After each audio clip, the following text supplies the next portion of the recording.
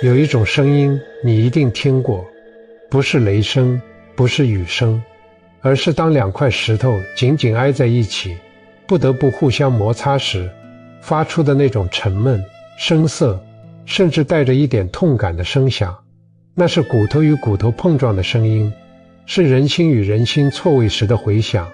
很多时候，我们就在这种声音里醒来，觉得胸口像是压了一块吸饱了水的海绵，沉甸甸的，连呼吸都带着潮湿的锈迹。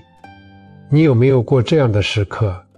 你明明什么都没有做错，只是安安静静地走在自己的路上，手里捧着属于你的那一点点微光，想要去一个更远的地方。可是周围的草丛里总有一些莫名的恶意，像带刺的藤蔓一样伸出来，想要绊你一跤。他们或许是一句无端的指责，或许是一个轻蔑的眼神，又或许是那怎么解释也解释不清的误解。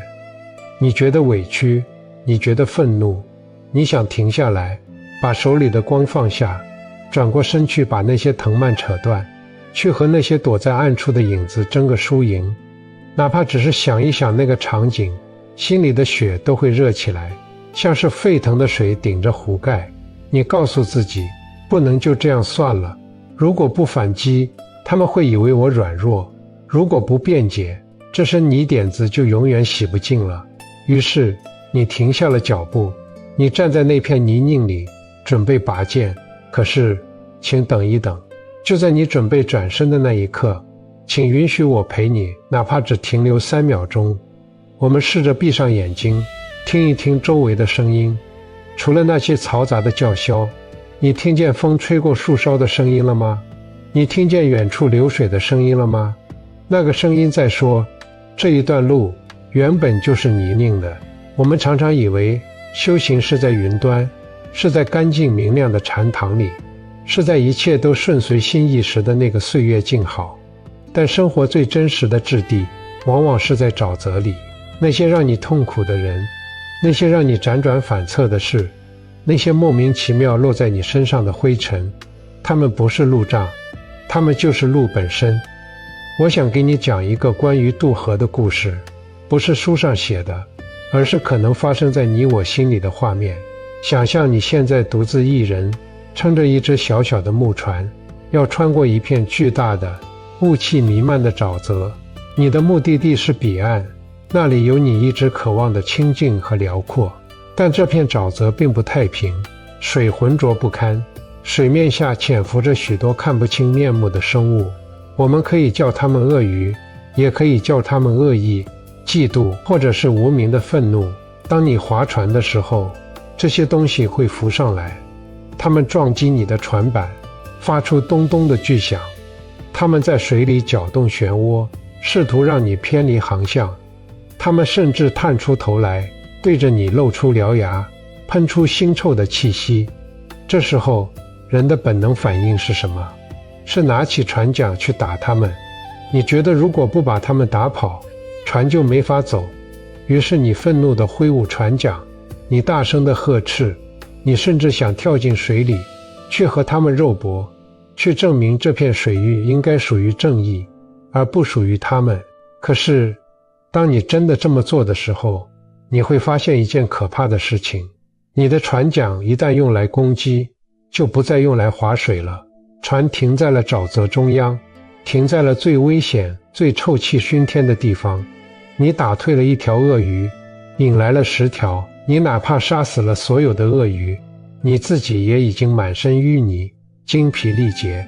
最重要的是，当你低头看水面时，你会发现，你因为愤怒而扭曲的脸，竟然和那些鳄鱼看起来一模一样。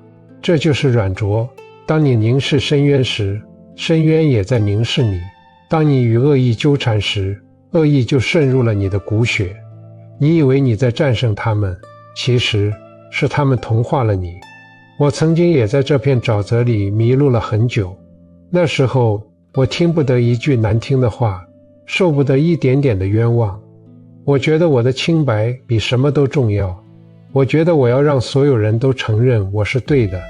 我把大量的时间花在解释和证明上，我试图去教化那些充满戾气的人，试图在烂泥里种出莲花，直到有一天，我精疲力竭地瘫坐在船上，看着四周依旧浑浊的水，我突然明白了一个道理：我的目标是穿过这片沼泽，而不是去改造这片沼泽；我的使命是抵达彼岸，而不是去对付每一条鳄鱼。鳄鱼的恶意是它的因果，鳄鱼的愤怒是它的本能，那是它在它的世界里因为饥饿、因为恐惧、因为无明而生出的业力。那与我有什么关系呢？如果我因为它而停下，因为它的挑衅而愤怒，我就把自己降为成了另一条鳄鱼。这个念头升起的时候，周围的雾气好像突然散了一点。所谓的如是摩尼皆为度你，并不是说我们要感谢苦难，更不是说我们要逆来顺受地去讨好那些伤害，不是的。禅意里的度是一种极其清醒的剥离，它是在告诉你，这些让你难受的人和事，它们像是一块粗糙的磨刀石，它们存在的意义不是为了把你磨断，而是为了磨掉你身上那些多余的浮躁、傲慢和对他人的期待。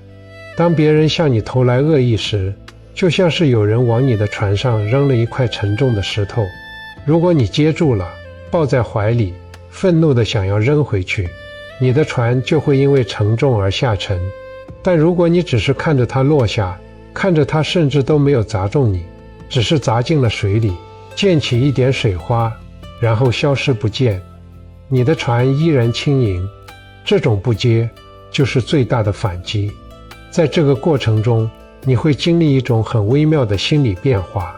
起初是忍，心里像火烧一样，咬着牙告诉自己不要理它。这很痛苦，因为这还是在对抗，你还在用你的能量去压制你的本能。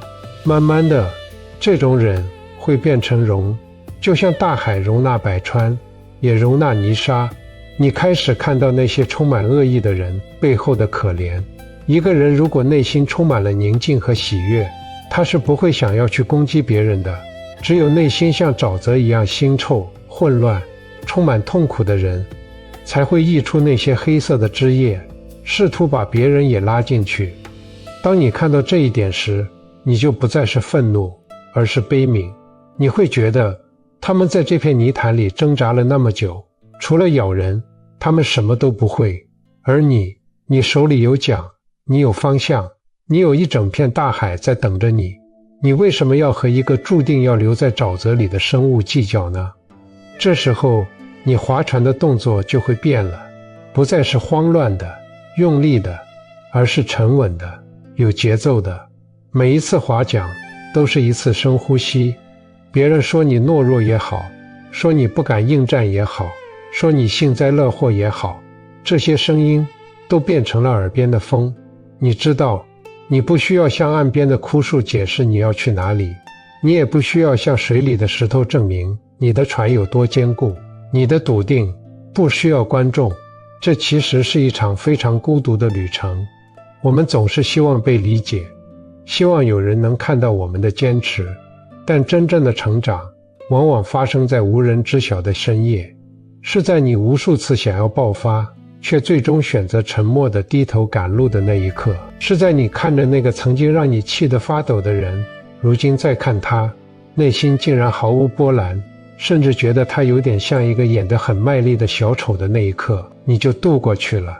你会发现，那些曾经想要阻挡你的力量，反而变成了推着你向前的反作用力。因为不想纠缠，你走得更快；因为不想被同化，你变得更干净。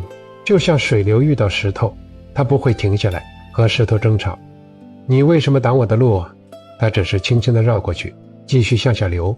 而那块石头经过千万年的冲刷，最终也会变得圆润。但那是水流的顺带结果，不是水流的目的。水流的目的始终是归海。我们这一生会遇到很多很多的鳄鱼，遇到很多很多的石头，有些是工作上的刁难，有些是感情里的背叛，有些是生活里琐碎的摩擦。如果每一件事我们都要停下来掰扯清楚，那我们这一辈子可能就真的只能在沼泽里打转了。要把自己当成一块玉，玉在成器之前是要被切、被搓、被琢、被磨的。那个旋转的砂轮，那个刺耳的滋滋声真的很痛，但玉不会对着砂轮大喊大叫，玉只是安静的承受，然后在摩擦的高温里一点点显露出温润的光泽。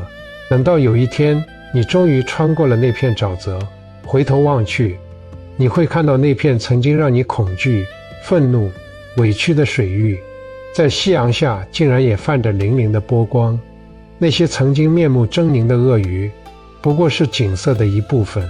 你看着它们，心里没有恨，也没有爱，只有一种深深的、浩大的平静。你会明白，如果你不曾经过这里，你不会生出现在的智慧；如果你不曾被那样狠狠地磨过，你不会拥有现在这般坚不可摧的温柔。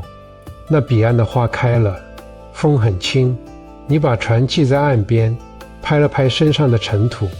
你知道，这片沼泽你不会再回来了，不是因为逃避，而是因为你已经不需要了。那些人，那些事，谢他们渡你，如此也好，继续走吧，前面的路很长，很静，很好。订阅我的频道，一步见山，见自己。